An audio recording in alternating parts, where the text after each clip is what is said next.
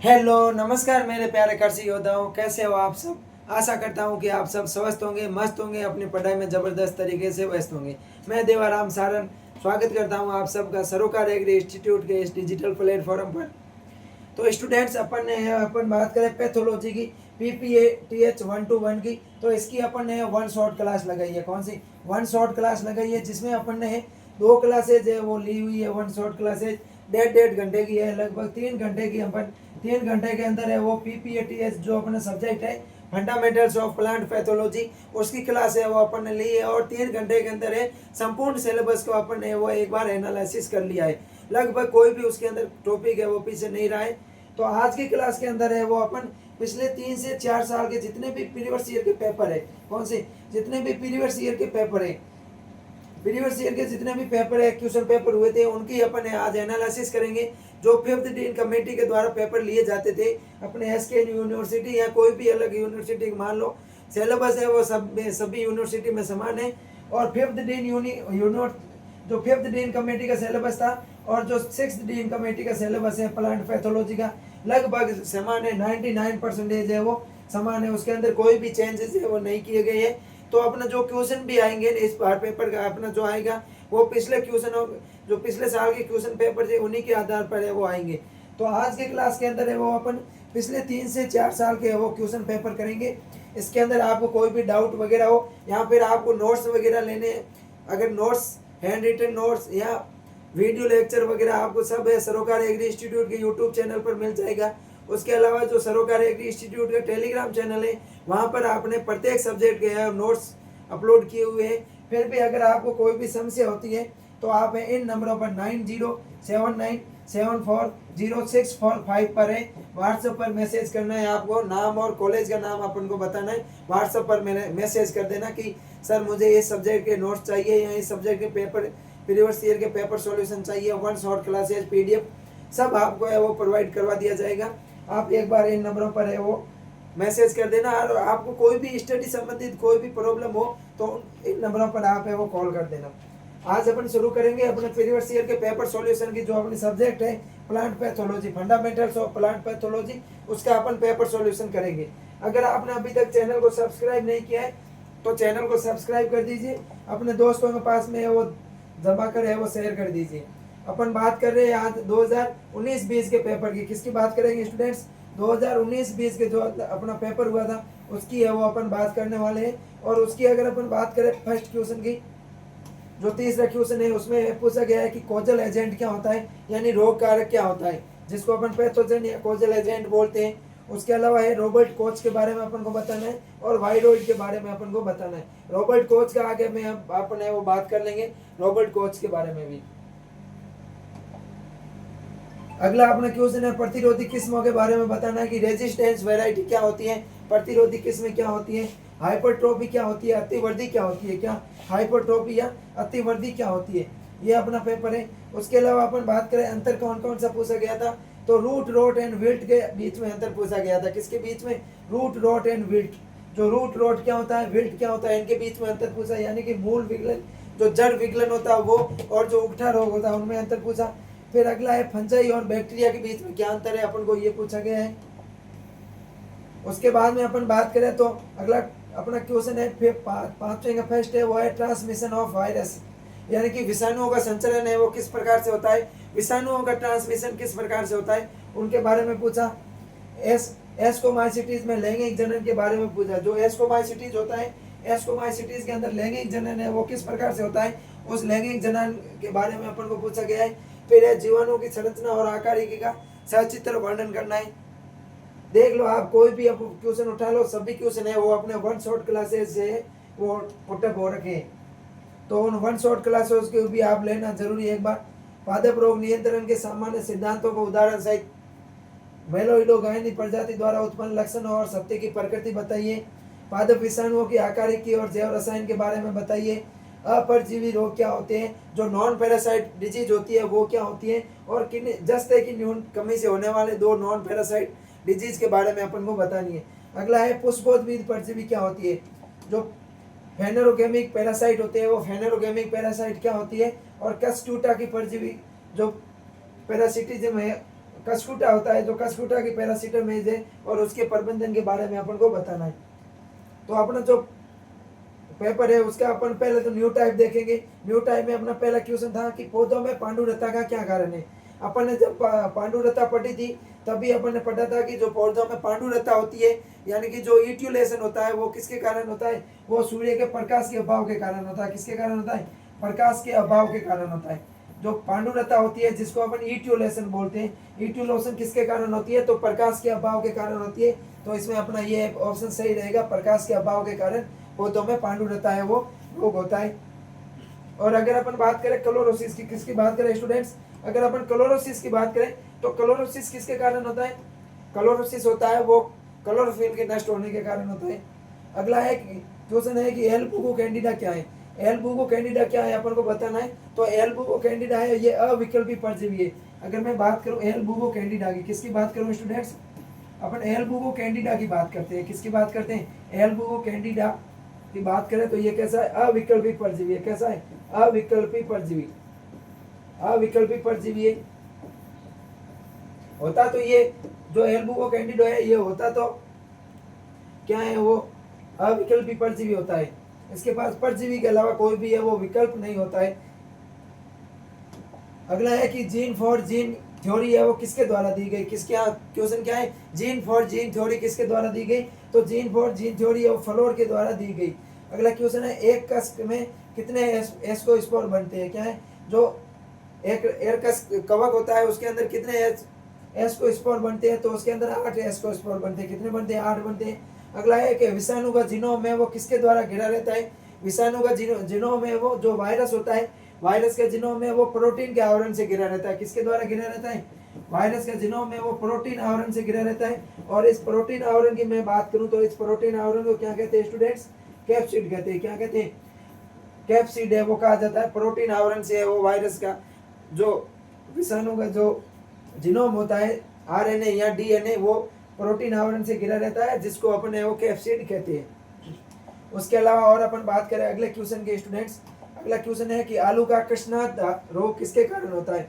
कृष्णा हृदय रोग यानी कि ब्लैक, जो आलू का ब्लैक हार्ट रोग है, कौन सा रोग है, आलू का ब्लैक हार्ट। आलू के ब्लैक हार्ट रोग की मैं बात करूं स्टूडेंट, तो आलू का ब्लैक हार्ट रोग किसके वजह से होता है, तो भंडारण जब स्टोरेज करते हैं, स्टोरेज के समय जब ऑक्सीजन का लेवल है वो कम हो जाता है, भंडारण के समय ऑक्सीजन का लेवल कम होता है तो इसका आलू के अंदर ब्लैक हार्ट रोग हो जाता है, काला हृदय रोग बोलते हैं जिसको अपन। कम ऑक्सीजन की वजह से, कब, भंडारण के समय, भंडारण के समय ऑक्सीजन की कमी से वो रोग होता है। अगला है धान का खैरा रोग का कारण क्या है, तो धान का खैरा रोग है अपन उसी दिन पढ़ा था, जिंक की कमी से होता है। 11th क्लास से पढ़ते आ रहे, किसी भी एग्रीकल्चर को रात, एग्रीकल्चर के स्टूडेंट्स को रात के अंदर अपन अगर सोते हुए भी पूछते हैं तो भी अपन पूछते हैं धान का खैरा रोग, वो कहेगा जिंक की कमी से होता है। अगला है ओरोबंकी क्या है, ओरोबंकी क्या है, तो ओरोबंकी एक पूर्ण जड़ परजीवी है। क्या है, यह पूर्ण जड़ परजीवी है। ओरोबंकी एक पूर्ण जड़ परजीवी है। क्या है स्टूडेंट्स, पूर्ण जड़ परजीवी। ओरोबंकी है वो पूर्ण रूप से है वो रूट पैरासाइट है, पूर्ण जड़ परजीवी है। अगला क्वेश्चन है कि विषाणु में रिक्त स्थान परसेंटेज न्यूक्लिक अम्ल पाया जाता है, कि विषाणु के अंदर है वो कितने परसेंटेज न्यूक्लिक अम्ल पाया जाता है। कौन सा सूक्ष्म जीव है वो कृत्रिम माध्यम पर है वो नहीं उगाया जा सकता, तो जो वायरस सूक्ष्म जीव है, कौन सा, वायरस, वायरस सूक्ष्म जीव है स्टूडेंट्स, ये कृत्रिम माध्यम पर है वो नहीं उगा सकते इसको अपन, क्योंकि वायरस तो हमेशा ही परजीवी होता है, दूसरी जीवित कोशिकाओं के अंदर ये जनन करता है। अगला है कवकीय कोशिका भित्ति किसकी बनी होती है, कवक की कोशिका भित्ति किसकी बनी होती है, काइटिन की बनी होती है। अगर अपन बात करें कवक की, किसकी बात करें स्टूडेंट्स, कवक की बात करें, और कवक के अंदर अपन सेल वॉल की बात करें, किसकी बात करें, सेल वॉल, कवक की अपन सेल वॉल की बात करें तो सामान्यतः किसकी बनी होती है, काइटिन की बनी होती है। किसकी बनी होती है स्टूडेंट्स, कवक की जो सेल वॉल होती है वो काइटिन के द्वारा बनी होती है। लेकिन अपन बात करें उमाइकोटा संघ के कवकों की, किसकी बात करें, उमाइकोटा संघ के कवकों की बात करें तो उमाइकोटा संघ के जो कवक होते हैं उसकी सेल्यूलोज से बनी होती है। किसकी बनी होती है, सेल्यूलोज से। यह भी अपन को है वो ध्यान रखना है। उसके बाद में अगला है रोग चक्कर में कितने 3 घटक होते हैं, वो कौन कौन से होते हैं। रोग चक्कर के अंदर जो घटक होते हैं उनकी अपन मैं बात करूं, रोग चक्कर के अंदर घटक कौन कौन से होते हैं, पहला तो होता है पैथोजन, पैथोजन। उसके बाद में अपन बात करें तो रोग चक्कर का जो अगला घटक होता है वो होता है होस्ट प्लांट। कौन सा होता है स्टूडेंट्स, पैथोजन होता है, होस्ट प्लांट होता है। उसके अलावा और अपन बात करें तो होता है वो होता है इन्वायरमेंट। कैसे होना चाहिए? इन्वायरमेंट या जलवायु, ENVI, इन्वायरमेंट। तो ये तीन कारक है वो रोग चक्र के अंदर मुख्य होते हैं। पैथोजन होता है रोग फैलाने वाला होना चाहिए, वो उग्र अवस्था में होना चाहिए। उसके अलावा बात करें अपन होस्ट प्लांट है वो संवेदनशील होना चाहिए। और इन्वायरमेंट की बात करें तो इन्वायरमेंट है वो उसके लिए अनुकूल इन्वायरमेंट होना चाहिए। अनुकूल इन्वायरमेंट होगा तो अधिक है उसके अंदर रोग फैलने की क्षमता है वो अधिक होगी। अगला है बोल्डेक्स मिश्रण की खोज किसने की थी? तो बोल्डेक्स मिश्रण की खोज है वो 1885 के अंदर प्रोफेसर मिलार्डे ने की थी। किसने की थी? प्रोफेसर मिलार्डे। प्रोफेसर मिलार्डे ने है वो बोर्डो मिश्रण की खोज की थी। अगला क्वेश्चन है कि बेसिडियोमाइकोटिना में लैंगिक बीजाणु क्या क्या कहते हैं?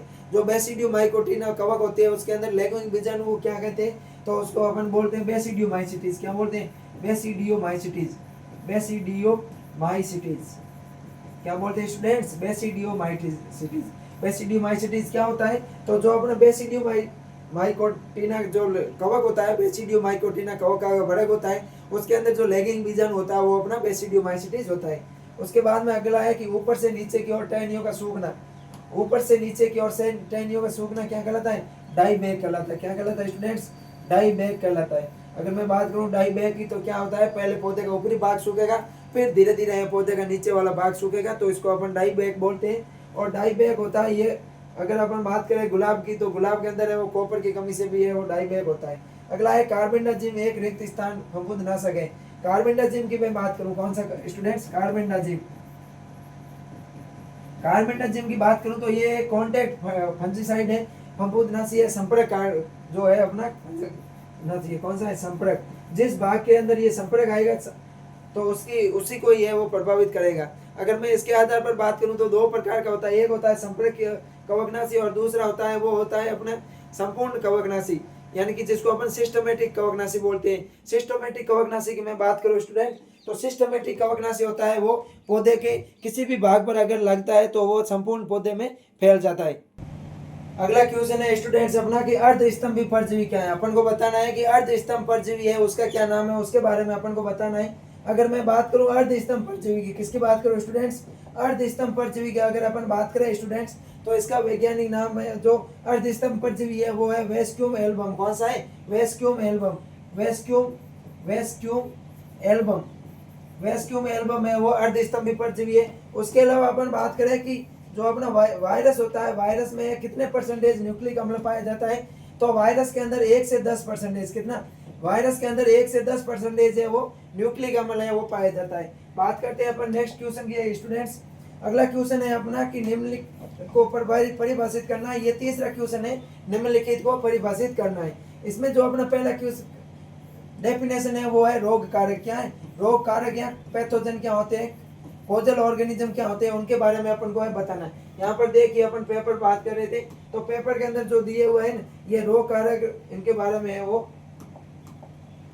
तो रोग कारक क्या होते हैं इनकी अगर अपन बात करें रोग कारक की, कोई भी बायोटिक या एबायोटिक जो एक प्लांट या उसके किसी भी पार्ट को है वो जीवन संबंधित रोग कारक की बात करें स्टूडेंट्स तो रोग कारक क्या होता है? कोई भी बायोटिक, कौन सा? कोई भी बायोटिक या एबायोटिक फैक्टर। कौन सा? कोई भी बायोटिक हो सकता है या फिर वो एबायोटिक हो सकता है। कौन सा? एबायोटिक फैक्टर हो सकता है। कोई भी बायोटिक या एबायोटिक फैक्टर हो सकता है जो क्या करता है किसी भी पौधे या पौधे के भाग में है वो कोई भी प्रकार की प्रॉब्लम उत्पन्न करता है, उसको अपन है वो रोगजनक या कोजल ऑर्गेनिज्म कहते हैं। उसके बाद में है अगला अपना है रॉबर्ट कोच। रॉबर्ट कोच की मैं बात करूं तो रॉबर्ट कोच क्या है? रॉबर्ट कोच को अपन ने वो 1 शॉर्ट क्लास के अंदर पढ़ा था कि रॉबर्ट कोच को अपन ने फादर ऑफ बैक्टीरियोलॉजी कहते हैं। क्या कहते हैं students? Father of bacteriology. Father of bacteriology. Father of bacteriology यानी कि जीवाणु विज्ञान के जनक। किसके? जीवाणु विज्ञान के जनक। जीवाणु विज्ञान के जनक। क्वेश्चन आ जाए कि जीवाणु विज्ञान के जनक क्या है, कौन है? तो जीवाणु विज्ञान के जनक है वो कौन है? फादर ऑफ बैक्टीरियोलॉजी की बात करूं तो वो रॉबर्ट कोच है। उसके बाद में अगला है अपना वोयरॉइड। क्या है? वोयरॉइड। वोयरॉइड क्या होता है इसके बारे में भी अपन ने वो पढ़ रखा है। वोयरॉइड क्या होते हैं कि ऐसे सूक्ष्मदर्शी कण जो सिंगल स्टैंडर्ड आरएनए युक्त होते हैं। वायरस की मैं बात करूं तो क्या होता है? वायरस के अंदर सिंगल स्टैंडर्ड आरएनए होता है। इसके अंदर एक जो सिंगल स्टैंडर्ड आरएनए होता है जिन पर प्रोटीन का आवरण है वो नहीं पाया जाता है। वायरस के ऊपर प्रोटीन का कैप्सिड आवरण पाया जाता है, जबकि वायरॉइड के अंदर प्रोटीन का आवरण है वो नहीं पाया जाता है। ये ध्यान रखना है अपन को, वायरॉइड के अंदर प्रोटीन का आवरण नहीं पाया जाता है। उसके बाद में बात करें तो ये पौधों में रोग उत्पन्न नहीं करते हैं, वायरॉइड कहलाते हैं, जो पौधों के अंदर रोग उत्पन्न नहीं करते हैं, केवल जानवरों या जंतुओं में वो रोग उत्पन्न करते हैं। उसके बाद में अगला है रेजिस्टेंस वैरायटी, प्रतिरोधी किस्में। प्रतिरोधी किस्में क्या होती है, रेजिस्टेंस वैरायटी क्या होती है, तो ऐसी किस्में जो किसी विशेष रोग के प्रति सहनशीलता रखती है। ऐसी पादप की किस्में जो किसी विशेष रोग के प्रति सहनशीलता रखती है, यानी कि उस किस्म के अंदर कोई भी विशेष रोग है वो नहीं होता है, उसको अपन क्या बोलते हैं स्टूडेंट्स, प्रतिरोधी किस्में बोलते हैं। अगला है अपना अतिवृद्धि, हाइपरट्रोफी। अतिवृद्धि की मैं बात करूं, अतिवृद्धि या हाइपरट्रोफी की, तो परपोषी कोशिकाओं के आकार में होने वाली जो अनियमित वृद्धि होती है उसको अतिवृद्धि बोलते हैं। एक होता है स्टूडेंट्स अतिवृद्धि, क्या होता है, एक होता है अपने अतिवृद्धि और एक होता है अतिवर्धन। क्या होता है, अतिवर्धन, अतिवर्धन। एक होता है अतिवृद्धि और एक होता है अतिवर्धन। अतिवृद्धि की मैं बात करूं तो कोशिकाओं के आकार में होने वाली अनियमित वृद्धि है। अतिवृद्धि की अगर अपन बात करें, अतिवृद्धि की अगर अपन बात करें तो कोशिकाओं के आकार में अनियमित वृद्धि, जो पादप की कोशिकाएं या कोई भी कोशिकाएं होती है, कोशिकाओं के आकार में जो अनियमित वृद्धि होती है, आकार में अनियमित वृद्धि, आकार में अनियमित वृद्धि होती है उसको अपन अतिवृद्धि कहते हैं और हाइपरट्रोफी कहते हैं। और जो अतिवर्धन होता है उसको अपन क्या कहते हैं, कोशिकाओं की संख्या में वृद्धि। अगर मान लो कोशिकाओं की संख्या के अंदर वृद्धि होती है तो उसको अपन अतिवर्धन के नाम से जानते हैं। उसके बाद में अपन को अंतर बताना है। अंतर जो अपन बात करें डिफरेंट की, पहला अंतर है वो है रूट रॉट, मूल विगलन और उगटा, विल्ट के बारे में। किसका, विल्ट और रूट रॉट के बारे में बताना है। तो जो मूल विगलन है ये रोग सामान्यतः राइजोक्टोन या कवक की 2 प्रजातियों से होता है। जो रूट विगलन है ये किससे होता है, राइजोक्टोन या कवक से होता है। कौन से कवक से होता है स्टूडेंट्स, राइजोक्टोनिया, राइजोक्टोनिया। जो राइजोक्टोनिया कवक होते हैं, इस राइजोक्टोनिया की कवक की प्रजातियों से जो रूट रॉट होता है, जड़ विगलन रोग होता है, और विल्ट होता है ये फ्यूजेरियम ऑक्सीस्पोरम द्वारा होता है। विल्ट किससे होता है स्टूडेंट्स, विल्ट की अपन बात करें तो फ्यूजेरियम ऑक्सीस्पोरम से होता है। किससे होता है, फ्यूजेरियम ऑक्सीस्पोरम, फ्यूजेरियम ऑक्सीस्पोरम के द्वारा है वो विल्ट होता है, ऑक्सीस्पोरम, फ्यूजेरियम ऑक्सीस्पोरम के द्वारा विल्ट रोग होता है। उसके बाद में अपन बात करें तो जो रोजेक्टोनिया है, इसकी रोजेक्टोनिया सोलेनी और रोजेक्टोनिया बेटाइलोकोला है, जो 2 प्रजातियों द्वारा रोग होता है। जड़ विगलन रूट रॉट में क्या होता है कि इस रोग में ग्रसित पौधे पीले दिखाई देते हैं तथा आसानी से वो उखड़ जाते हैं, जड़ है वो गल जाती है। जबकि विल्ट के अंदर नवजात पौधों की पत्तियां सूखने लगती है और पौधा सूख जाता है। विल्ट के अंदर तो जो नवजात पौधा होगा उसकी पत्तियां सूखेगी और पौधा सूख जाएगा। अगर अपन बात करें जड़ विगलन की, किसकी बात करें, मूल विगलन या जड़ विगलन की बात करें तो जड़ विगलन में क्या होता है स्टूडेंट्स, इस रोग से मूल तंत्र नष्ट हो जाता है। जड़ विगलन से मूल तंत्र है वो नष्ट हो जाता है, जड़ पर प्रभाव डालता है, पौधे आसानी से उखड़ जाते हैं, पौधे के मूल तंत्र पर नष्ट नहीं होता है। जो विल्ट होता है इसमें मूल तंत्र है वो नष्ट नहीं होता है, इसलिए है ये इसको बलपूर्वक ही पौधे को उखाड़ा जा सकता है, ऐसे ही अपने वो नहीं उखाड़ते। अगला अपना है फफूंद और जीवाणु, यानी कि जो फफूंद होता है कवक, क्या होता है, कवक, फंजीसाइड, फंजाई और जीवाणु यानी बैक्टीरिया। फंजाई और बैक्टीरिया के बीच में अपन को अंतर बताना है। कवक होते हैं ये बहुकोशिकीय यूरियोटेलिक होते हैं। कैसे होते हैं, बहुकोशिकीय होते हैं और विषम कोशिकीय होते हैं। जो बहुकोशिकीय प्रकार के होते हैं और यूकैरियोटिक होते हैं, बहुकोशिकीय यूकैरियोटिक, बहुकोशिकीय यूकैरियोटिक होते हैं। बहुकोशिकीय कवक कैसे होते हैं स्टूडेंट्स, बहुकोशिकीय यूकैरियोटिक प्रकार के होते हैं, यूकैरियोटिक होते हैं, इनकी कोशिका होती है वो यूकैरियोटिक कोशिका होती है। जबकि जीवाणु होते हैं, जीवाणु एक कोशिकीय होते हैं। कैसे होते हैं, एक कोशिकीय होते हैं और ये प्रोकैरियोटिक होते हैं। एक कोशिकीय होते हैं, जीवाणु एक कोशिकीय होते हैं और जीवाणु होते हैं वो प्रोकैरियोटिक होते हैं। कैसे होते हैं स्टूडेंट्स, जीवाणु प्रोकैरियोटिक होते हैं, एक कोशिकीय होते हैं। जीवाणु होते हैं एक कोशिकीय प्रोकैरियोटिक होते हैं, जबकि जो फंजाई होती है वो बहुकोशिकीय यूकैरियोटिक होती है। उसके अलावा जो फंजाई की कोशिका भित्ति है वो काइटिन की बनी होती है। कवकों की कोशिका भित्ति किसकी बनी होती है, कवकों की कोशिका भित्ति काइटिन की बनी होती है। जबकि जो जीवाणु होते हैं इनकी कोशिका भित्ति पेप्टिडोग्लाइकेन म्यूकोपेप्टाइड इनकी है वो बनी होती है। बात करें अपने अगले क्वेश्चन की, अगला क्वेश्चन है कि कवकों का आकार है वो 2 से 10 माइक्रोमीटर का होता है। कितना होता है, कवकों के आकार की अगर अपन बात करें, साइज की बात करें स्टूडेंट्स, तो कितना होता है, 2 से 10 माइक्रोमीटर होता है। कितना होता है, 2 से 10 माइक्रोमीटर होता है। जबकि जीवाणु का आकार होता है वो 0.5 से 5 माइक्रोमीटर होता है। कितना होता है, जीवाणु 0.5 से 5 माइक्रोमीटर होता है। कवक का उपयोग बियर बनाने में, एंटीबायोटिक बनाने में वो किया जाता है, जबकि जीवाणु का उपयोग है अपन एंटीबायोटिक और अन्य उपयोगी रसायनों के उपयोग में करते हैं। अब अपन बात करते हैं फिफ्थ क्वेश्चन की। तो फिफ्थ क्वेश्चन में अपना है कि विषाणुओं का संचरण है वो पादपों में किस प्रकार से होता है, उसके बारे में अपन को बताना है। किसके बारे में बताना है स्टूडेंट्स? विषाणुओं के संचरण के बारे में बताना है।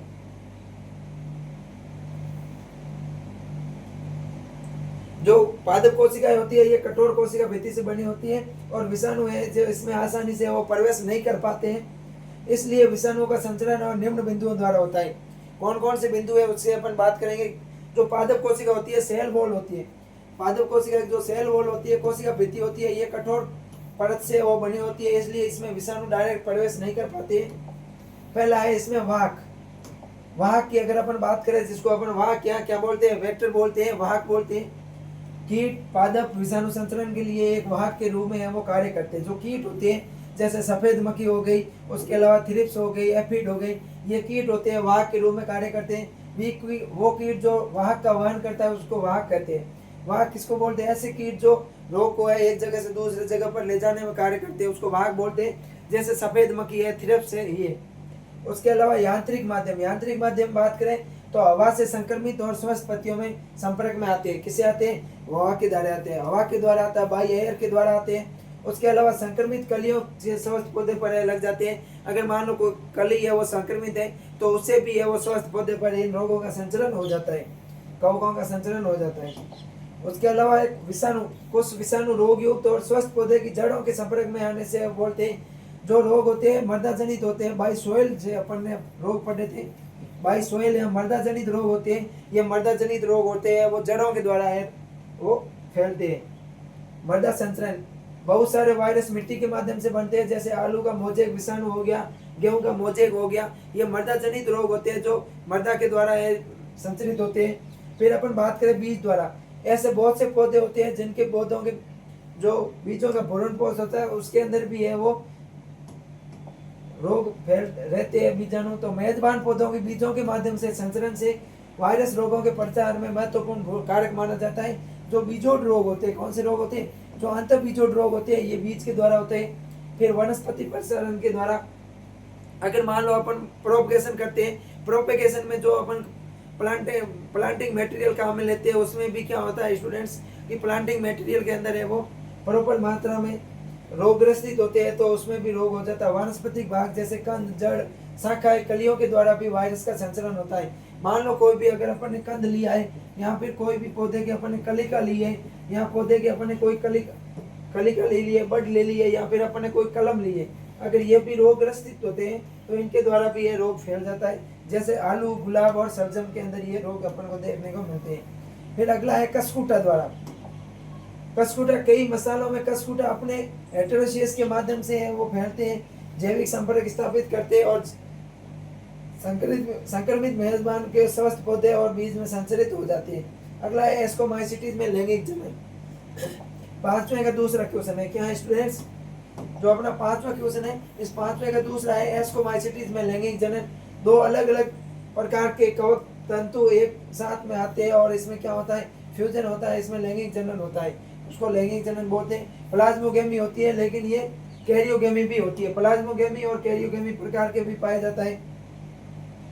फ्लूइड संरचना में प्रत्येक पैत्र में अगुणित नाभिक उत्पन्न होती है। क्या होती है? अगुणित नाभिक उत्पन्न होती है, अर्थात एक नए कवक तंतु डाइकैरियोटिक कोशिकाओं से उत्पन्न होते हैं। कौन सी कोशिकाओं से? डाइकैरियोटिक जो कोशिकाएं होती है उनसे एक नया कवक तंतु उत्पन्न होता है। कवक तंतु की नोक पर है वो एस की और एस को स्पोर में विकसित हो जाती है। जो कवक तंतु की नोक होती है, नोक पर जो एस की होती है वो एस को स्पोर में है वो विकसित हो जाती है।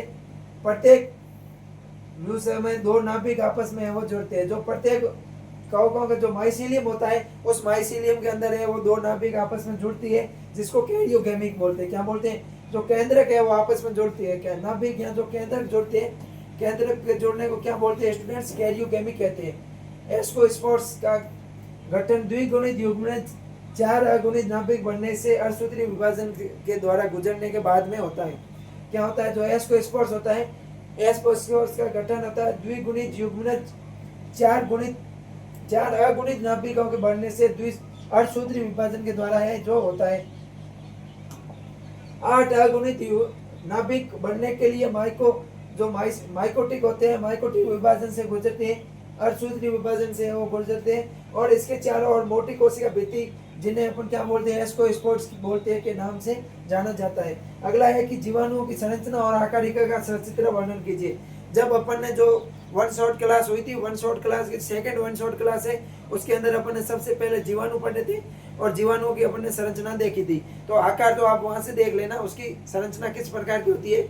लेकिन सभी जीवाणु कौन से होते हैं, मोनेरा जगत के अंदर आते हैं। जो आर एच विट्टेकर ने पंच जगत प्रणाली दी थी, आर एच विट्टेकर ने, किसने दी थी पंच जगत प्रणाली, आर एच विट्टेकर ने दी थी। आर एच विट्टेकर की पंच जगत प्रणाली के जो मोनेरा है, मोनेरा के अंदर जीवाणु आते हैं।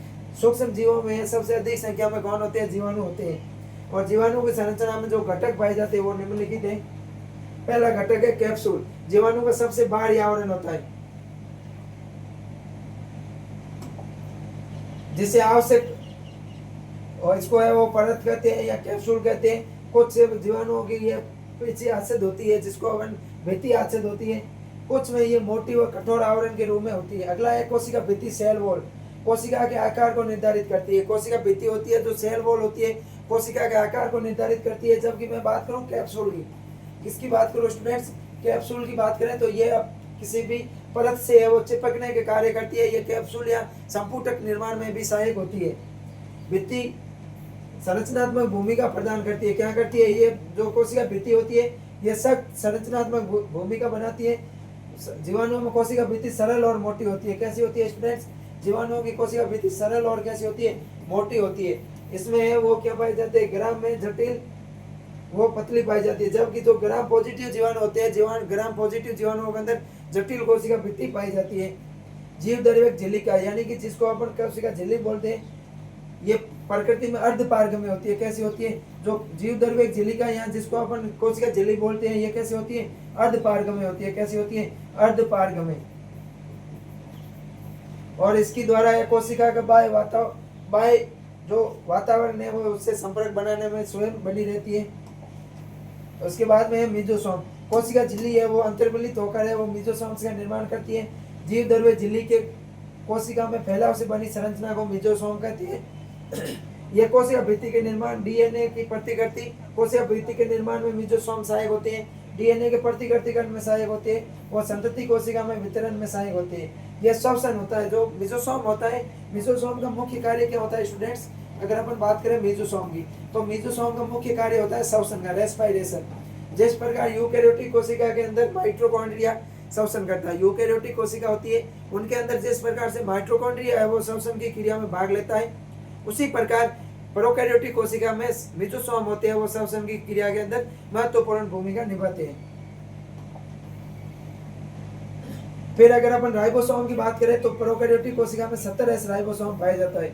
कौन से पाए जाते हैं, 70S राइबोसोम पाए जाते हैं, जो दो उप इकाइयों 50S और 30S से वो मिलकर बने होते हैं।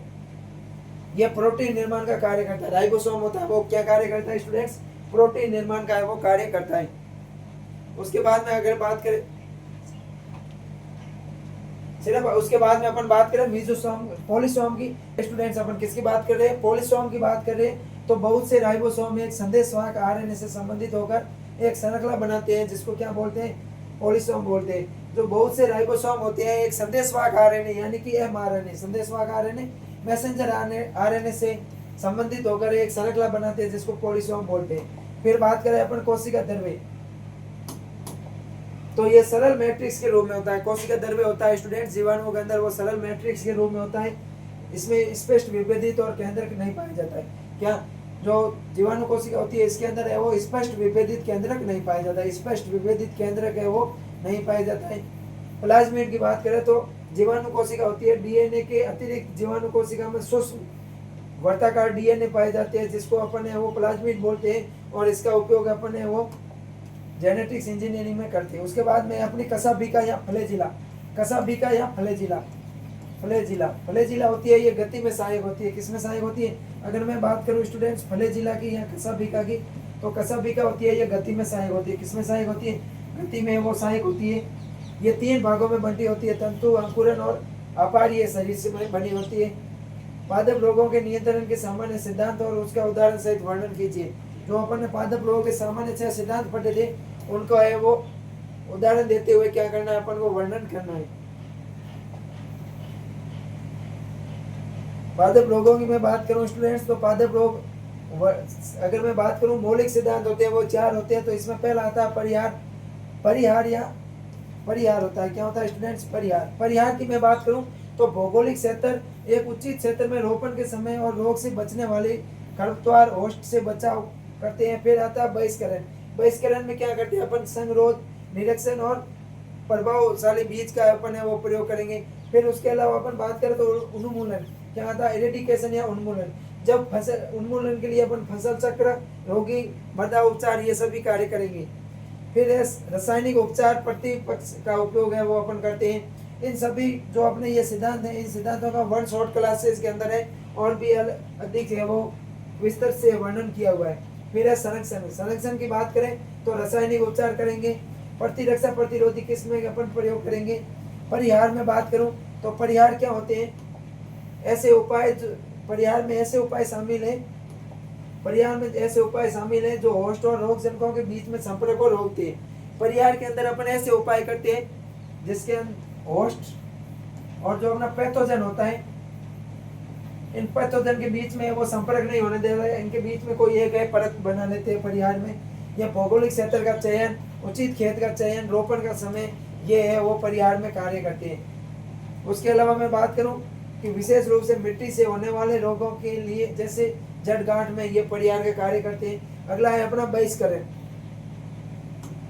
क्या है? बहिष्करण का अर्थ होता है किसी क्षेत्र विशेष में असंक्रमित फसलों, रोग जनकों के प्रवेश व स्थापना को रोकना। कोई भी असंक्रमित क्षेत्र है, उस असंक्रमित क्षेत्र के अंदर रोग जनकों को है वो आने से रोकना बहिष्करण कहलाता है।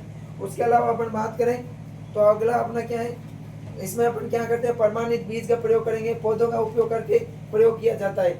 उसके अलावा अपन बात करें रोपण में है वो पहले अपन बल्बों को छांटना, संयुक्त बीजों का अपन प्रयोग करेंगे, बोने से पूर्व है उपचारित करेंगे, बीजों को उपचारित है वो करेंगे, ये सभी क्रिया आती है।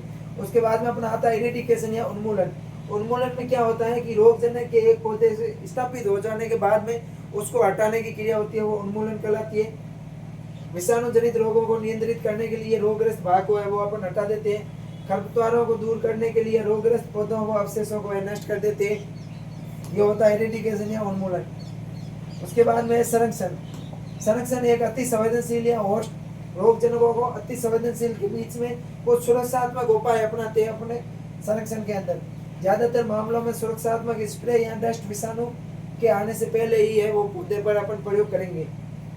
जैसे चुकंदर के चूर्णिल फफूंदी रोग को नियंत्रित करने के लिए सल्फर डस्ट का अपन उपयोग करेंगे। उसके बाद में अगला प्रतिरक्षण में क्या करते हैं? रोग प्रतिरोधी और सहिष्णु किस्मों जो रोग के नुकसान को कम करती है उनका अपन उपयोग करेंगे। ऐसी किस्मों का चयन है वो संरक्षण के अंदर किया जाता है। उसके बाद में अगले अपन अगर सट्टे के तीसरे क्वेश्चन की बात करें तो सट्टे का तीसरा क्वेश्चन क्या है स्टूडेंट्स अपना? कि मेलेइडोगाइनी प्रजाति द्वारा उत्पन्न लक्षण और सत्य की प्रकृति को बताना है अपन को। क्या बताना है स्टूडेंट्स? सिम्टम्स एंड नेचर के बारे में बतानी है अपन को। मेलेइडोगाइनी, जो मेलेइडोगाइनी निमेटोड होता है, क्या होता है स्टूडेंट्स? निमेटोड। जो मेलेइडोगाइनी निमेटोड के सिम्टम्स और अपन को इसके लक्षण बताने। मेलेइडोगाइनी क्या होती है? प्रजाति के सूत्रकर्मी होती है। अक्सर ये रूट नोट निमेटोड्स कहा जाता है। इनको क्या कहते हैं स्टूडेंट्स? मेलेइडोगाइनी को गांठ मूल सूत्रकर्मी कहते हैं। क्या बोलते हैं? गांठ मूल सूत्रकर्मी इनको है वो कहा जाता है। इनकी सत्य की प्रकृति लक्षण है वो इस प्रकार है। अगर अपन लक्षणों की बात करें तो ये पौधे के ऊपरी भाग पर दिखाई देने वाले लक्षण कौन कौन से हैं? तो इनकी वृद्धि है कम हो जाएगी, स्टोनिंग हो जाएगी। क्या हो जाएगी? पौधों की वृद्धि है वो संक्रमित ग्रस्त जो मेलेइडोगाइनी से संक्रमित पौधे होते हैं इनकी वृद्धि रुक जाएगी, यानी कि इनके अंदर स्टोनिंग अवस्था आ जाएगी। उसके अलावा अपन बात करें तो इनके अंदर क्लोरोसिस हो जाएगा, पीलापन हो जाएगा। क्या हो जाएगा? क्लोरोसिस हो जाएगा। जड़ों को है वो, जड़ों के अंदर है वो गांठों के निर्माण होने से है वो पानी जो सेवन है तंत्र प्रभावित होगा, जल का अवशोषण कम होगा, जिससे अंदर है वो क्लोरोसिस हो जाएगा। उसके अलावा अपन बात करें तो विल्टिंग आ जाएगी। क्या आ जाएगी? पौधों के अंदर विल्टिंग आ जाएगी, यानी कि पौधे है वो मुरझा जाएंगे। क्या हो जाएगा स्टूडेंट्स? पौधे हैं वो मुरझा जाएंगे, शाखाओं का सूखना हो जाएगी, शाखा है वो सूखने लग जाएगी, जिसको अपन डाई बैक बोलते हैं। क्या बोलते हैं? शाखाओं का सूखना डाई बैक कहलाता है। ऊपर से नीचे पौधा सूखने लग जाएगा। परिपक्वता में देरी हो जाएगी। जो मैच्योरिटी है, मैच्योरिटी के अंदर है वो डिले हो जाएगी, परिपक्वता में देरी हो जाएगी। उसके अलावा अपन बात करें कि जड़ों के अंदर कौन कौन से, ये तो हो गए वायवीय भाग के अंदर।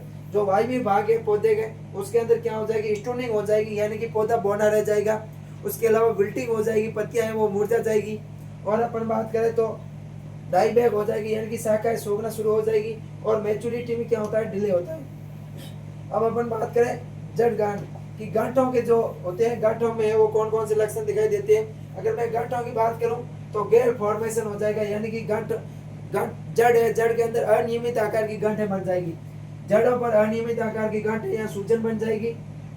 सूत्रकृमि के मादा के द्वारा है वो स्त्रावित पदार्थ जड़ की कोशिकाओं में असामान्य वृद्धि करता है। कोशिकाओं की असामान्य वृद्धि के कारण गांठें बन जाएगी। उसके अलावा जड़ प्रणाली है वो कम हो जाएगी, असमान जड़ वृद्धि हो जाएगी। एबनॉर्मल है वो रूट ग्रोथ हो जाएगी। और अपन बात करें जड़ है वो रूट नोट हो जाएगी। क्या हो जाएगी? Root note. रूट नोट की बात करें तो रूट नोट क्या होता है? जड़ है वो सड़ना लग जाएगी सूत्रकृमि के प्रभाव के कारण। अब अपन बात करते हैं इसके डैमेज की, नेचर ऑफ डैमेज, यानी कि क्षति की प्रवृत्ति की बात करें तो ये पोषक तत्व और पानी का अवरोध बन जाती है। जड़ों पर गांठें बन जाती है, जिसके कारण पोषक तत्वों का क्या हो जाता है स्टूडेंट्स? अवरोध उत्पन्न हो जाता है। ये फिजिकल डैमेज करती है, जड़ों को है वो फिजिकल डैमेज करती है, जिससे भोजन ग्रहण करने में इनको समस्या आती है। उसके अलावा ये द्वितीयक संक्रमण के लिए संवेदनशील हो जाते हैं। जो सेकेंडरी जो संक्रमण होता है, द्वितीयक संक्रमण होता है, उसके लिए ये संवेदनशील बना देते हैं पादप को। बाजार मूल्य में कमी आ जाती है और पौधे की क्या हो जाती है? मृत्यु हो जाती है। संक्षेप में अगर अपन बात करें तो मेलोइडोगाइनी प्रजाति सूत्रकृमि पौधों की जड़ों पर गांठें बनाकर उसे क्षति पहुंचाते हैं। जो मेलोइडोगाइनी के सूत्रकृमि होते हैं, ये पौधों की जड़ों पर गांठें बनाकर उसको क्षति पहुंचाते हैं, जिससे पानी और पोषक तत्वों का अवशोषण बाधित हो जाता है। जब पौधे के अंदर पानी और पोषक तत्वों का गांठें हैं, जड़ है, जड़ तंत्र है, जब प्रभावित होता है तो पौधे के अंदर पानी और पोषक तत्वों का अवशोषण होता है, क्या हो जाता है स्टूडेंट्स? बाधित हो जाता है। उसके द्वारा पौधे के अंदर क्या आ जाएगी? स्टोनिंग की प्रवृत्ति आ जाएगी, यानी कि पौधा है वो वृद्धि है वो रुक जाएगी, पौधे की वृद्धि रुक जाएगी, स्टोनिंग हो जाएगा, कम उपज होगी, द्वितीयक संक्रमण का खतरा है वो बढ़ जाएगा, अन्य रोगों का भी खतरा है वो बढ़ जाएगा। उसके अलावा अपन बात करें तो इन मामलों में पौधों की डेथ हो जाती है, मृत्यु हो जाती है। बात करते हैं अपन नेक्स्ट क्वेश्चन की स्टूडेंट्स। अगला अपना क्वेश्चन है कि अपरजीवी रोग, अपरजीवी रोग क्या होते हैं? क्या स्टूडेंट्स अपरजीवी रोग क्या होते हैं? और इनको अपन को जस्ते की न्यूनता से होने वाले जीवन जस्ता होता है, जस्ते की कमी से होने वाले रोगों को अपन क्या बताना है? वर्णन करना है। जो अपरजीवी रोग होते हैं, ये अपरजीवी रोग, ये रोग कौन से होते हैं? इसको अपन फिजिकल डिसऑर्डर भी कह सकते हैं। अजैविक विकार या रोग निर्जीव कारकों के कारण होते हैं। जो किसके कारण होते हैं? जो अपरजीवी रोग होते हैं, जो अजैविक विकारों या फिर किसके द्वारा होते हैं? निर्जीव कारकों के द्वारा ये रोग होते हैं। जैसे डॉट स्ट्रेस हो गया, शुगर तना रोग हो गया, सन स्कल्ड हो गया, इन प्रकार की रोग होती है। रासायनिक इंजरी हो गई, पोषक तत्वों की कमी या असंतुलित अनुपलब्ध कल्चर के द्वारा ये रोग होते हैं। अगला है जस्ते की कमी से होने वाले रोग। जस्ते की कमी से धान का कौन सा रोग होता है? धान का खैरा रोग होता है। धान का खैरा रोग होता है वो किससे होता है? धान का खैरा रोग होता है वो जस्ते की कमी से होता है। किससे होता है स्टूडेंट्स? जस्ते की कमी से होता है। तो धान संपूर्ण विश्व की महत्वपूर्ण फसल है। धान है वो संपूर्ण विश्व के अंदर महत्वपूर्ण फसल है। हमारे देश में उगाई जाने वाली खाद्यान्न फसलों में इसका महत्वपूर्ण स्थान है। किसानों की असमानता के साथ ही फसलों में लगने वाले कीटों व रोगों का प्रकोप हो जाता है। उसके अलावा इन्हीं रोगों से एक महत्वपूर्ण रोग है धान का खैरा रोग, जो जिंक की कमी से होता है। धान का खैरा रोग है वो जिंक पोषक तत्वों की कमी के कारण होता है। किसके द्वारा होता है स्टूडेंट्स? धान का खैरा रोग है वो जिंक पोषक तत्वों की कमी के द्वारा होता है। और ये एंजाइम को है वो लागू करता है। जो जिंक होता है वो किसके पादप के अंदर क्या करता है? एंजाइम की क्रियाविधि को बढ़ाते हैं। और शर्करा और ऑक्सीकरण के क्या होता है? ऑक्सीजन संश्लेषण। कौन सा हार्मोन? ऑक्सीजन संश्लेषण कम कर देते हैं। शर्कराओं का ऑक्सीकरण से संबंधित ये रोग उत्पन्न होता है। लक्षण क्या है? धान के खैरा रोग के लक्षण पौधशाला में या धान की रोपाई के 10 से 15 दिन बाद में दिखाई देते हैं। कब? धान के जो पौधे के अंदर खैरा रोग के लक्षण है या तो वो नर्सरी के अंदर दिखाई देते हैं। कब दिखाई देते हैं स्टूडेंट्स? नर्सरी के अंदर दिखाई देते हैं। यहाँ पे रोपाई के 10 से 15 दिन बाद में वो दिखाई देते हैं। सर्वप्रथम रोग के लक्षण पौधे की पत्तियों के आधार भाग पर दिखाई देंगे। जो पौधे की पत्तियां होगी, पौधे की पत्तियों के आधार भाग पर क्लोरोसिस हो जाएगा।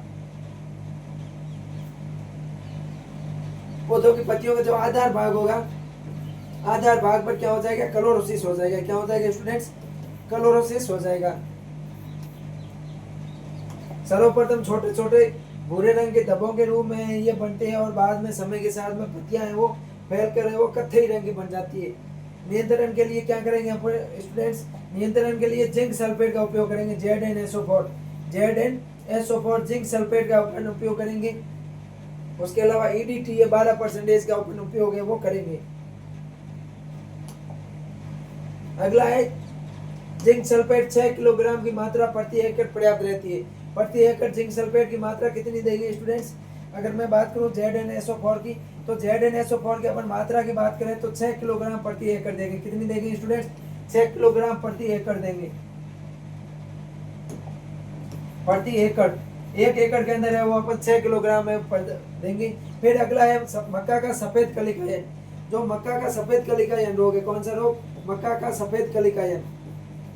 मक्का का सफेद कलिकायन रोग है वो भी किससे होता है? जिंक की कमी से होता है। मक्का का सफेद कलिकायन रोग है जिंक की कमी से होता है। मक्का एक प्रमुख खाद्यान्न फसल है। अनेक रोग उत्पन्न होते हैं जिनमें से एक रोग कौन सा है? सफेद कलिकायन, जो जिंक की कमी से होने वाला रोग है। लक्षण क्या है? सबसे कम है वो, सबसे कम विकसित हो रही पत्तियों पर है वो पूरी तरह से क्लोरोफिल है वो नष्ट हो जाता है। उसके अलावा बात करें तो ये बेसल भागों पर है तने को विकसित होता है। इंटरनोड का विकास है वो रुक जाता है। जो दो नोड होते हैं, तने के ऊपर नोड होते हैं, नोड के बीच के दो नोडों के बीच का भाग इंटरनोड कहलाता है, उसका विकास है वो रुक जाता है। नियंत्रण के लिए जिंक सल्फेट अपन है वो प्रयोग करेंगे। ZnSO4 का, ZnSO4 का कितना प्रयोग करेंगे स्टूडेंट्स? 20 से 25 किलोग्राम, 20 से 25 किलोग्राम प्रति हेक्टेयर है वो अपन प्रयोग करेंगे। अगला है पुष्पोद्भिद परजीवी क्या होते हैं? क्या है क्वेश्चन स्टूडेंट्स? पुष्पोद्भिद परजीवी है वो क्या होते हैं? कसकुटा की परजीविता का अपन को वर्णन करना है। पुष्पोद्भिद परजीवी की मैं बात करूं तो वे पौधे या फूल पैदा होते हैं तो बाद में फलों में बन जाते हैं और अन्य पौधों पर परजीवी होते हैं। ऐसे पौधे जो फूल में पैदा होते हैं, ऐसे पौधे जिनके जो रोगजनक होते हैं वो फूलों के अंदर पैदा होते हैं और ये पौधे वो बाद में फलों के साथ में बीज बन जाते हैं और अन्य पौधों पर परजीवी बनाते हैं, उसको अपन पुष्पोद्भिद परजीवी बोलते हैं। ऐसे परजीवी ऐसे परजीवी जो पौधे के किसी फूल को प्रभावित करते हैं, किसको संक्रमित करते हैं? पौधों के फूलों को संक्रमित करते हैं। फूलों से आगे क्या बनता है? फल बनता है। फल के अंदर है वो बीज बनता है। क्या बनता है? बीज बनता है। और इस बीज के द्वारा, इस बीज को अपन है वो जब रोपाई करते हैं, दोबारा अपन इसकी जुताई करके अपन फसल लेते हैं, तो इस बीज के द्वारा ये जो रोग उत्पन्न होते हैं उसको अपन पुष्पोद्भिद परजीवी बोलते हैं। ये तना परजीवी और जड़ परजीवी 2 प्रकार के होते हैं, जिनमें एक होता है अमरबेल होता है। और अगर मैं कसकुटा की बात करूं स्टूडेंट्स, तो कसकुटा एक बहुत तेजी से बढ़ने वाला परजीवी है जो पेड़ों, झाड़ियों, फलों या पौधों, सब्जियों पर आक्रमण करता है। कसकुटा की बात करें तो बहुत तेजी से बढ़ने वाला एक परजीवी होता है जो पौधों की जड़ों, झाड़ियों, फलों पर है वो आक्रमण करता है। अनाजों के पौधों पर यह नहीं करता है। गैर क्लोरोफिल पत्ती हरित, नारंगी या गुलाबी भागों पर जैसे तने होते हैं।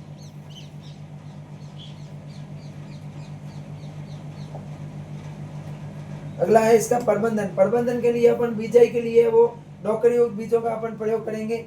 4 से 5 वर्ष फसल का अपन क्या अपनाएंगे? क्रॉप रोटेशन अपनाएंगे, फसल चक्र अपनाएंगे। क्या अपनाएंगे स्टूडेंट? फसल चक्र है वो अपनाएंगे। उसके अलावा है वो अपन क्या करेंगे? नुकसान से बचने के लिए संक्रमित पौधों को है वो अपन हटा देंगे। संक्रमित खेत में स्वस्थ खेत की सिंचाई और पानी को है वो प्रबंधित कर देंगे। संक्रमित खेत से स्वस्थ खेत में अपन सिंचाई, पानी को अपन प्रबंधित कर देंगे। अमरबेल के बीजों वाली जो दूषित खाद का प्रयोग है वो नहीं करेंगे। उसके अलावा अपन स्वच्छ कृषि उपकरणों का प्रयोग करना चाहिए। 2,4-D पेंटोक्लोरोफिल का प्रयोग करेंगे। 2,4-D का प्रयोग करेंगे। 2,4-डाइक्लोरोफिनॉक्सी एसिटिक एसिड, पेक्टोब्यूटेल क्लोरोफिनॉल, जो पैक्लोक्लोरोफिनॉल है उसका प्रयोग करेंगे।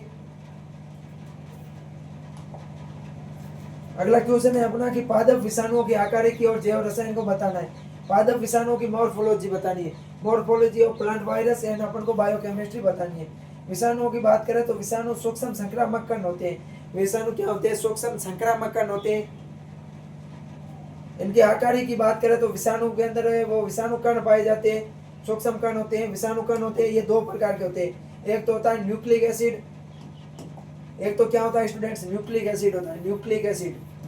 विषाणुओं की संरचना की अपन बात करें तो विषाणु कण के अंदर है वो जो वायरियन होता है, विषाणु कण होते हैं, उनके अंदर एक तो होता है न्यूक्लिक एसिड। उसके अलावा और अपन बात करें तो दूसरा होता है कैप्सिड। क्या होता है? कैप्सिड होता है, प्रोटीन आवरण होता है। न्यूक्लिक अम्ल के अंदर है वो आनुवंशिक पदार्थ होता है। जो न्यूक्लिक अम्ल होता है ये विषाणु के अंदर आनुवंशिक पदार्थ होता है। या तो डीएनए होगा इसके अंदर, या फिर क्या होगा? आरएनए होगा। डीएनए या आरएनए होगा। न्यूक्लिक एसिड में दोनों है वो एक साथ में नहीं होंगे। ये डबल स्टैंडर्ड हो सकता है, ये वर्ताकार हो सकते हैं, इस प्रकार के हो सकते हैं। ये प्रोटीन की प्रतिकृति के लिए आवश्यक एंजाइमों को कोड करते हैं। और जो विषाणु होते हैं आनुवंशिक की जानकारी कई अलग अलग न्यूक्लिक अम्ल अणुओं को मौजूद करते हैं, और जो संक्रमण फैलाने का कार्य करते हैं ये न्यूक्लिक एसिड ही करते हैं। दूसरा है कैप्सिड। कैप्सिड क्या होती है? प्रोटीन की बनी एक सूचनात्मक परत होती है जो न्यूक्लिक अम्ल को चारों ओर से घेरती है। कैप्सिड होती है ये प्रोटीन की बनी एक सुरक्षात्मक आवरण होता है जो न्यूक्लिक एसिड को चारों तरफ से घेरने का कार्य करता है। अगला है विषाणु आकार। विषाणु है वो अलग अलग आकार के होते हैं, जैसे बेलनाकार आकार के होते हैं। बेलनाकार आकार की मैं बात करूं रॉड शेप्ड विषाणु की, रॉड शेप्ड विषाणुओं की बात करूं तो इसमें तंबाकू मोजेक वायरस आता है जो एक इसका उदाहरण है। अगर मैं बात करूं रॉड शेप विषाणु की बात करूं तो रॉड शेप विषाणु में कौन सा आता है? तंबाकू मोजेक वायरस, TMV, जो तंबाकू मोजेक वायरस आता है। उसके अलावा आता है सममितीय या गोलाकार। सममितीय या गोलाकार की बात करें अपन तो ये क्लोरोफिल स्टेंट वायरस होता है, ये सममितीय या गोलाकार होता है। कौन सा? अगर अपन गोलाकार या सममितीय की बात करें, सममितीय या जो गोलाकार होता है इसका उदाहरण है क्लोरोटिक स्टेंट वायरस। कौन सा? Chlorotic stunt virus. जटिल आकार की मैं बात करूं कॉम्प्लेक्स शेप्ड की, तो जीवाणु का जटिल आकार होता है। जटिल आकार वाले बहुत से उदाहरण, कुछ जीवाणु भोजी होते हैं जो बैक्टीरियोफोज होते हैं, बैक्टीरियोफेज इनका आकार होता है वो जटिल होता है। फिर अगर बात करें अपन जुड़वा कण या जेमिनेट पैरासाइट की, जेमिनेट पार्टिकल्स की बात करें, किसकी बात करें? जेमिनेट पार्टिकल्स।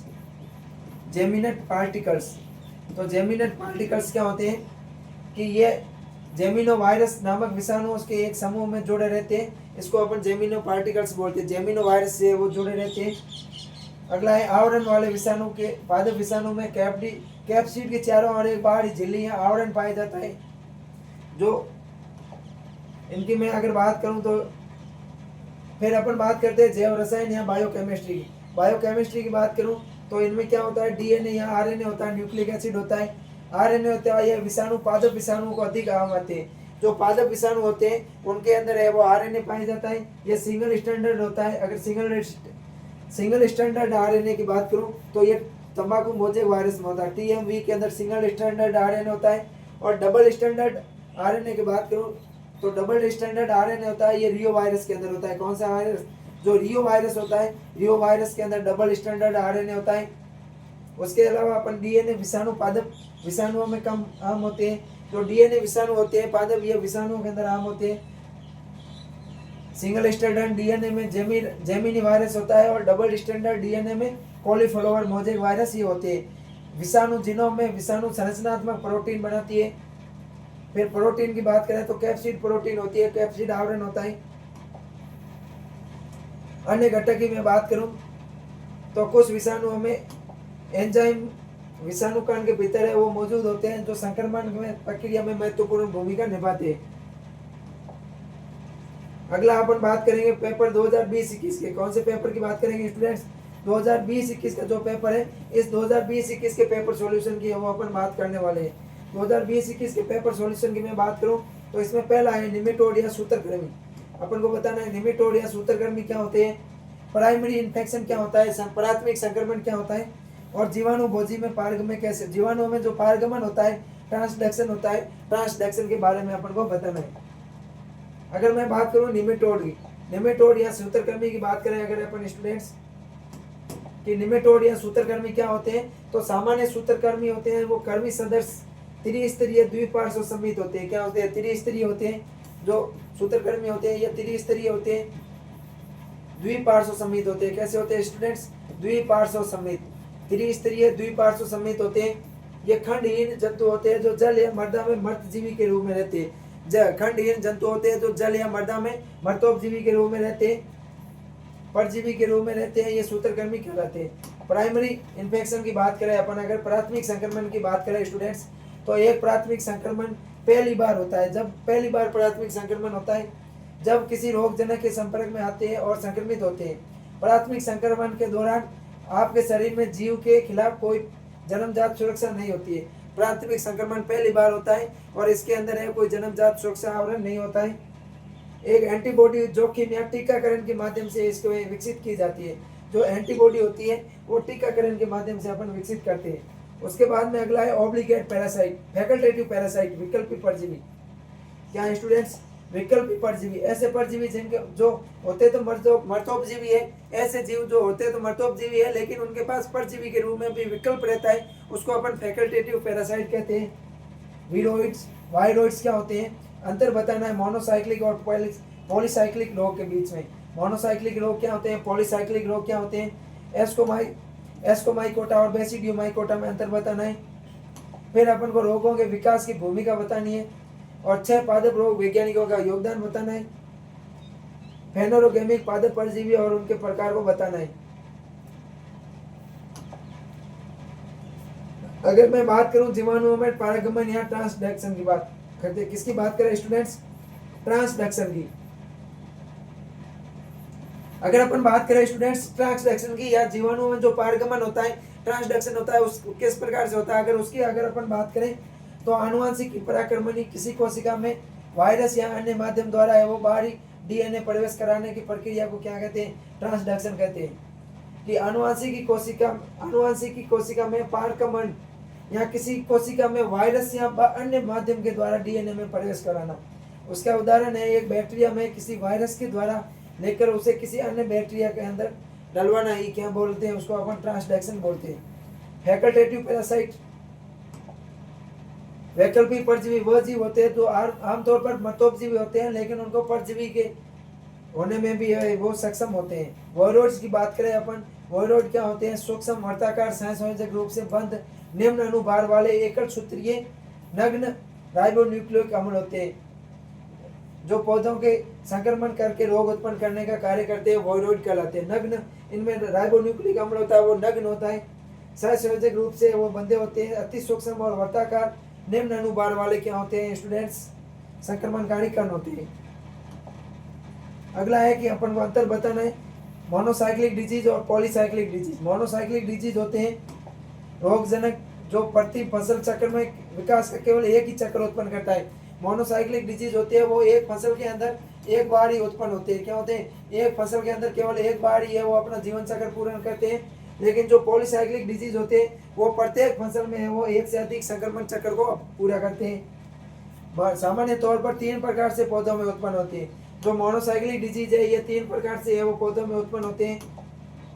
फसल कटाई के रोग, फसल कटाई के समय जो रोग है वो मिट्टी से पैदा होने वाली बीमारियां होती हैं। फिर उसके अलावा जो यूरिया नियोस्पोर होते हैं उससे बनते हैं। और फिर आड़ू की भूरी या जो सड़ाद रोग होते हैं वो होते हैं। और जो पॉलीसाइक्लिक रोग होते हैं ये बार बार या पूर्ण संक्रमण चक्र इनमें होता रहता है। संक्रमण के बाद एक ही फसल चक्र के भीतर ये रहते हैं, जैसे आलू का लेट ब्लाइट डिजीज। एस्कोमाइसिटीज और बेसिडियोमाइसिटीज। अगला अंतर है स्टूडेंट्स एस्कोमाइसिटीज और बेसिडियोमाइसिटीज।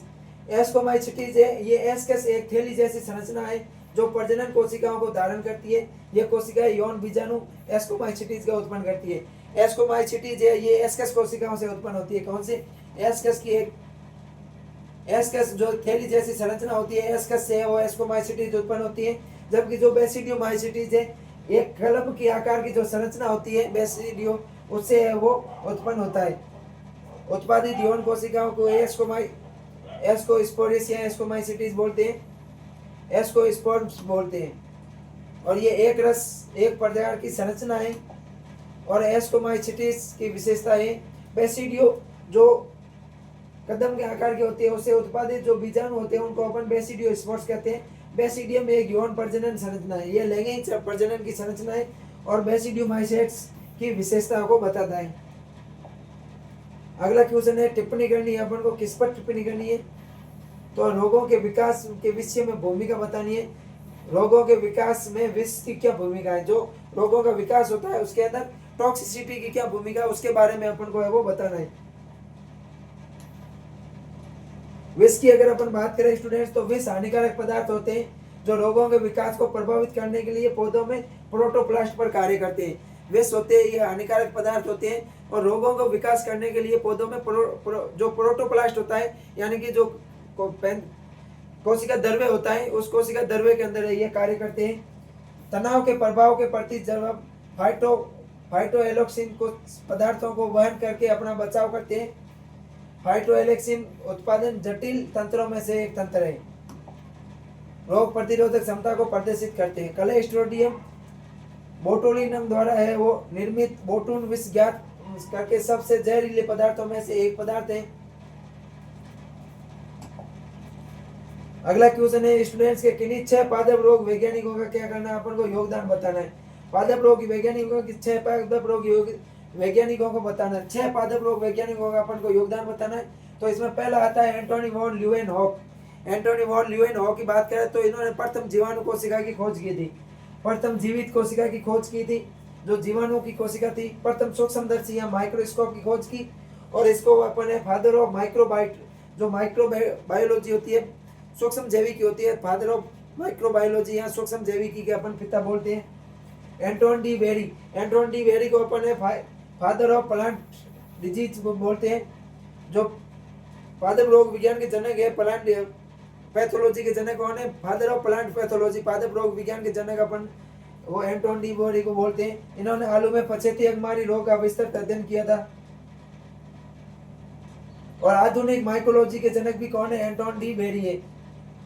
उसके अलावा अपन बात करें रॉबर्ट हेरिटिंग, तो इनको है वो अपन वानिकी पादप रोग विज्ञान के जनक बोलते हैं। रॉबर्ट हेरिटिंग को वानिकी पादप रोग विज्ञान का जनक बोलते हैं। HM वाल्ड की बात करें तो ट्रॉपिकल पादप रोग विज्ञान के जनक बोलते हैं। PM माइकेली की माइकोलॉजी का जनक बोलते हैं। कौन सी? माइकोलॉजी, फादर ऑफ माइकोलॉजी कौन है? PM माइकेली है। और अपन इनकी बुक की नाम है वो है नोवा प्लेंटेरम जेनेरिया। कौन सी है? जो नोवा प्लेंटेरम जेनेरिया है वो PM माइकेली के द्वारा लिखी गई बुक है। कैरोलस लिनियस को अपन फादर ऑफ टैक्सोनॉमी बोलते हैं, वर्गीकरण का जनक बोलते हैं। इन्होंने इनकी पुस्तक है वो सिस्टम ऑफ नेचर में द्विनाम पद्धति का जिक्र किया था।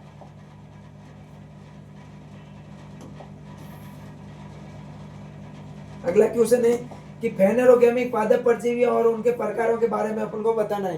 फेनेरोगेमिक पादप परजीवी फूल वाले पौधों या बीज वाले पौधों होते हैं जो अन्य जीवित पौधों पर है वो परजीवी के रूप में रहते हैं। जो फेनेरोगेमिक पादप परजीवी होते हैं ये फूल वाले पौधे या फल वाले पौधे होते हैं जो अन्य पौधों पर है वो परजीवी के रूप में रहते हैं।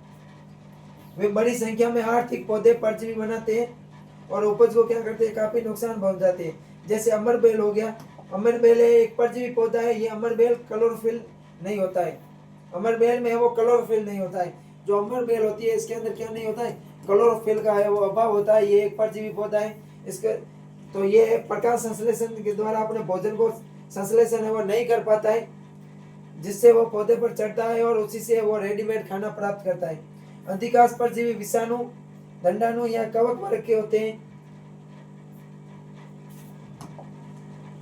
अगला है मेलेइडोगानी प्रजाति से होने वाले नुकसान और प्रकृति बताइए। यू क्वेश्चन अपना रिपीटेड क्वेश्चन है।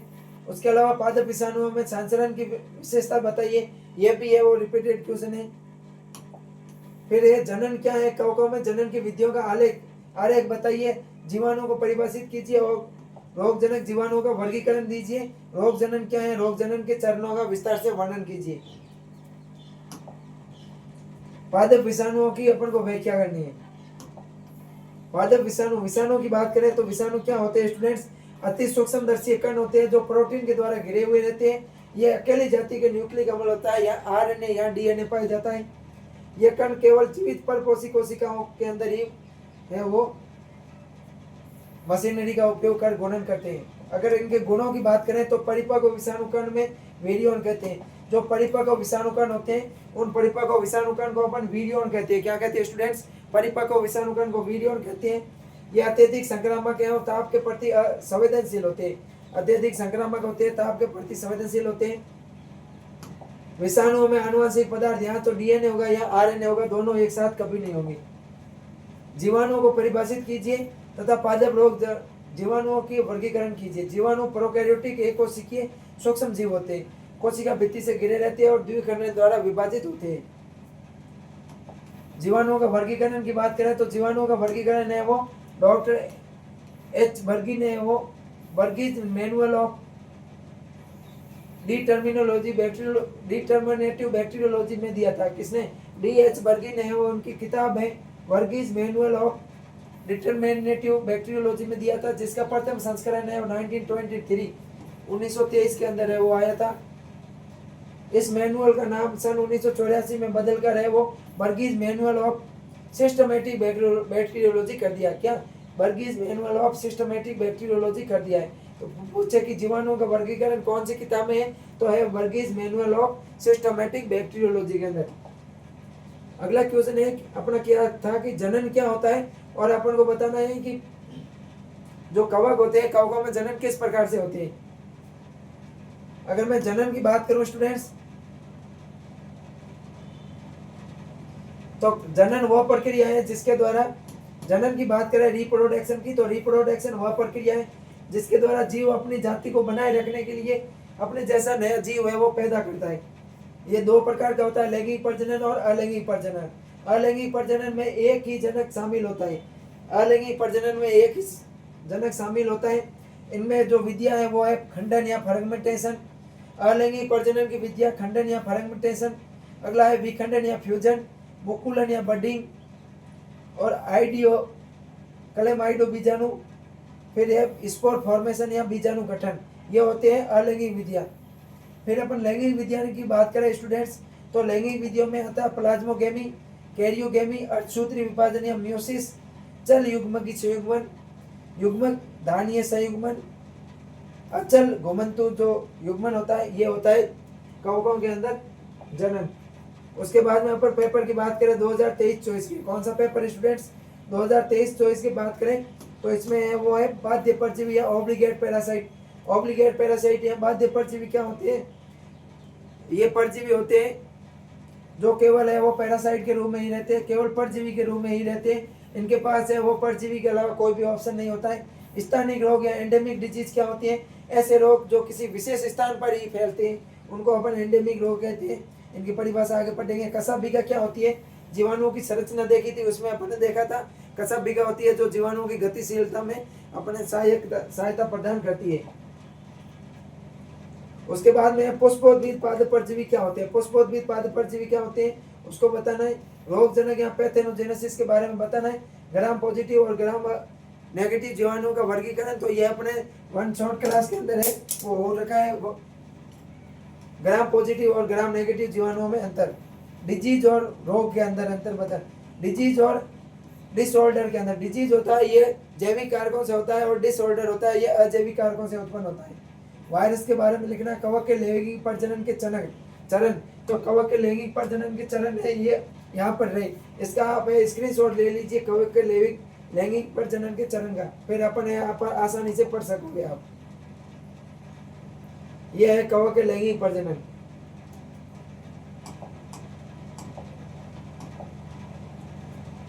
अगला है पादप रोगजनक के जीवाणुओं का वर्गीकरण कीजिए और बीमारियों का वर्गीकरण कीजिए। बीमारियों के अगर अपन पैथोजन के आधार पर देखें तो 3 प्रकार के होते हैं कि बायोटिक फैक्टर के द्वारा उत्पन्न होने वाले, एबायोटिक फैक्टर के द्वारा उत्पन्न होने वाले, दूसरे है मीजोबायोटिक फैक्टर के द्वारा उत्पन्न होने वाले रोग। उसके अलावा अपन भौगोलिक स्थिति के आधार पर देखें तो एंडेमिक रोग होते हैं, पेंडेमिक रोग होते हैं, स्थानिक या छुटपुट रोग होते हैं। उपयुक्त उदाहरणों के साथ में रोग विकास की प्रक्रिया अपने रिपीटेड क्वेश्चन है। रक्षा तंत्र के बारे में बताना और विषाणुओं के संचरण के विभिन्न तरीकों के बारे में है वो बताना। तो आज की क्लास के अंदर अपन ने वो पिछले 3 से 4 साल के है वो पेपर सॉल्यूशन की वो चर्चा की थी। ये क्लास है वो बहुत ही इंपॉर्टेंट रहने वाली है। मुझे आशा है कि इसमें आपको समझ में आ गया होगा। फिर भी अगर कोई चीज़ आपको समझ में नहीं आती है तो आप कमेंट करके बता सकते हैं। अपने दोस्तों के पास में अधिक से अधिक क्लास को शेयर कीजिए, चैनल को सब्सक्राइब कीजिए। मिलते हैं नेक्स्ट क्लास में, तब तक के लिए थैंक यू।